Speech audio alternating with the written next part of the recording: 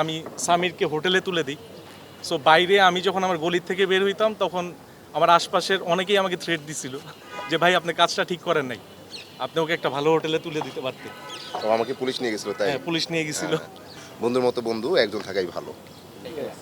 না আসলে প্রথমে তো রাজ ভাইকে অনেক ধন্যবাদ দিতে চাই এত সুন্দর একটা গল্পের মানে একটা অংশ হিসেবে আমাকে এখানে রাখার জন্য।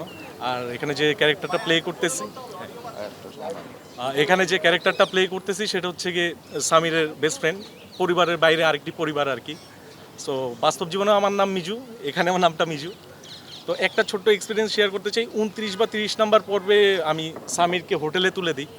সো বাইরে আমি যখন আমার গলির থেকে বের হইতাম তখন আমার আশপাশের অনেকেই আমাকে থ্রেট দিছিল যে ভাই আপনি কাজটা ঠিক করেন নাই, আপনি ওকে একটা ভালো হোটেলে তুলে দিতে পারতেন।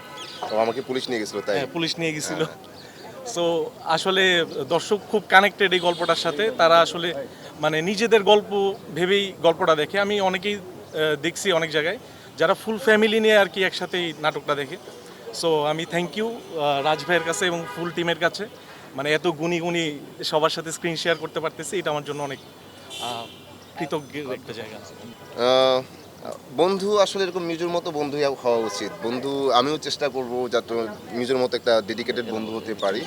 আর মিজু আসলে বন্ধু হিসেবে তার বন্ধুদের সাথে কেমন জানি না, বাট আমার বন্ধু হিসেবে তো আসলে সেরা। এবং আমি তো বললামই যে তার মতো একটা বন্ধু থাকলে আসলে আর বন্ধুর দরকার পড়ে না। বন্ধুর মতো বন্ধু একজন থাকাই ভালো।